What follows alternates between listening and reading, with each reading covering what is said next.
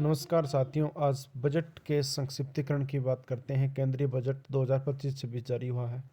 कैसे खर्च होगा केंद्र सरकार का पैसा? जो राशि है वो करोड़ों के अंदर है। 50,65,345 करोड़ रुपए। ब्याज 12,76,338 खर्च होंगे उसमें। परिवहन में 5,48,649 करोड़ होंगे। रक्षा के अंदर 4,91,732 करोड़। प्रमुख सब्सिडी के अंदर 3,83,407 करोड़। पेंशन के अंदर 2,76,618 करोड़ रुपए खर्च होंगे। ग्रामीण विकास 2,66,817 करोड़। गृह संघराज्य क्षेत्र सहित 2,33,211 करोड़। कर प्रशासन 1,86,632 करोड़। कृषि और संबद्ध कार्यकलाप 1,71,437 करोड़। शिक्षा 1,28,650 करोड़। स्वास्थ्य 98,311 करोड़। शहरी विकास 96,777 करोड़। IT और दूरसंचार 95,298 करोड़। ऊर्जा 81,174 करोड़। वाणिज्य और उद्योग 65,553 करोड़। वित्त 62,924 करोड़। सामाजिक कल्याण 60,052 करोड़। वैज्ञानिक विभाग 55,679 करोड़। विदेशी मामले 20,517 करोड़। पूर्वोत्तर का विकास 5,915 करोड़।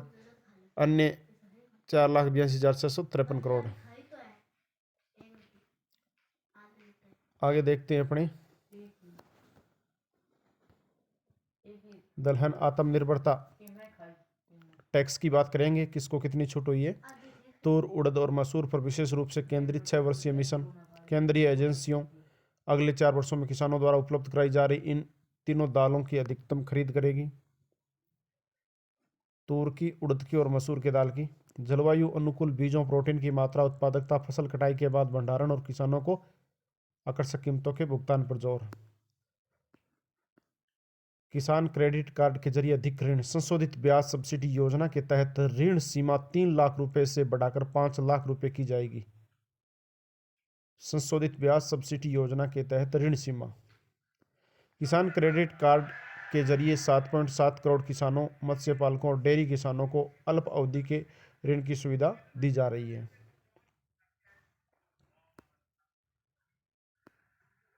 ज्ञान भारतम मिशन शैक्षणिक संस्थानों, संग्रहालयों, पुस्तकालयों और निजी संग्रहकर्ताओं के साथ हमारी पांडुलिपि धरोहर के संरक्षण, दस्तावेजीकरण और संरक्षण के लिए ज्ञान भारतम मिशन शुरू किया जाएगा।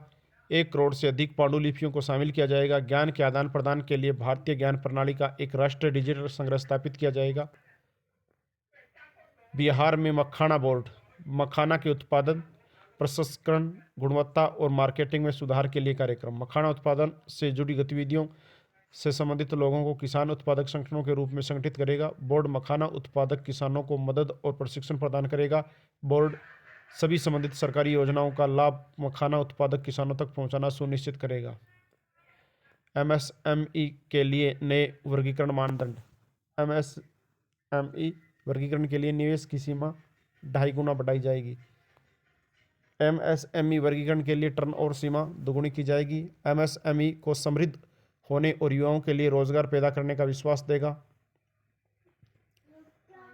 देख सकते हैं आप, सूक्ष्म उद्यम निवेश चालू में 1, अंतिम 2.5, चालू में 5 है टर्नओवर में, और अंतिम 10। लघु उद्यम में 10 है, वहाँ 25 हो जाएगा, टर्नओवर 50 की जगह 100 हो जाएगा। मध्यम उद्यम में 50 है, वहाँ 125 हो जाएगा, और टर्नओवर 250 की जगह 500। भारत में 1 करोड़ से अधिक MSME पंजीकृत है, जिसमें 7.5 करोड़ लोगों को रोजगार मिला हुआ है। हमारे निर्यात में MSME का 45% और हमारे मैन्युफैक्चरिंग में 36% योगदान है। कपास उत्पादकता मिशन भारत के पारंपरिक वस्त्र क्षेत्र में नई जान फूंकने के लिए गुणवत्तापूर्ण कपास की समुचित आपूर्ति और किसानों की आय में सुधार सुनिश्चित करना। 5 वर्षीय मिशन के दौरान कपास की खेती की गुणवत्ता और उत्पादकता में काफ़ी सुधार होगा। कपास की अतिरिक्त लंबाई वाली किस्मों को बढ़ावा दिया जाएगा। किसानों को विज्ञान एवं प्रौद्योगिकी का हर संभव समर्थन प्रदान किया जाएगा। इस बजट का उद्देश्य 6 क्षेत्रों में परिवर्तनकारी सुधार करना है। इनसे अगले 5 वर्ष की अवधि के दौरान हमारी विकास क्षमता और विश्व स्तर पर प्रतिस्पर्धा क्षमता बढ़ेगी। ये क्षेत्र कौन कौन से देखो, कराधान है, खनन है, विद्युत क्षेत्र है, वित्तीय क्षेत्र है, शहरी विकास है, विनियामक सुधार है। आगे बजट में नई कर व्यवस्था में 12 लाख रुपए तक की आय पर शून्य आयकर, ये बड़ा शानदार है मध्यम वर्ग के लोगों के लिए जिनकी आय 12 लाख तक है। 12 लाख तक की आय पर कोई आयकर देय नहीं होगा। वेतनभोगी करदाताओं के लिए यह सीमा 75,000 की मानक कटौती के कारण, जिसे स्टैंडर्ड डिडक्शन कहा गया है, 12.75 लाख होगी। वेतनभोगी मतलब सरकारी कर्मचारियों के लिए ये 12,75,000 रुपये होगी। नई संरचना मध्यम वर्ग के करों को काफ़ी कम करेगी और घरेलू उपभोग, बचत और निवेश को बढ़ावा देने के लिए उनके पास अधिक धनराशि उपलब्ध होगी। सभी करदाताओं को लाभ पहुंचाने के लिए आयकर स्लैबों और दरों में बदलाव। अब आप देखिए किसके कितना है। 0 से 4 लाख रुपए वालों के लिए शून्य, 4 लाख से 8 लाख रुपए वालों के लिए 5% और 8 से 12 लाख रुपए है उनके 10%, 12 से 16 है उनके 15%, 16 से 20 है उनके 20% और 20 से 24 है उनके 25%, 24 लाख से अधिक है उनके 30%। तो अभी ऊपर तो बात कह रहे हैं कि 12 लाख तक छूट है, तो सीधी सी बात यह है कि जो 10% है उसको माफ़ किया जाएगा। 12 लाख से ऊपर इनकम है उसके ऊपर टैक्स लगेगा। 5 और 10% है वो गवर्नमेंट के द्वारा वहन किया जाएगा। मत्स्य पालन के क्षेत्र को उन्नत बनाने के लिए समुद्री क्षेत्र की अनछुई संभावनाओं का पता लगाकर लाभ लेना, भारतीय विशेष आर्थिक क्षेत्र और गहरे सागर में मत्स्य पालन के लिए रूपरेखा बनाना, अंडमान निकोबार और लक्षद्वीप पर विशेष ध्यान देना। प्रधानमंत्री धन धान्य कृषि योजना, कृषि जिला योजना का विकास।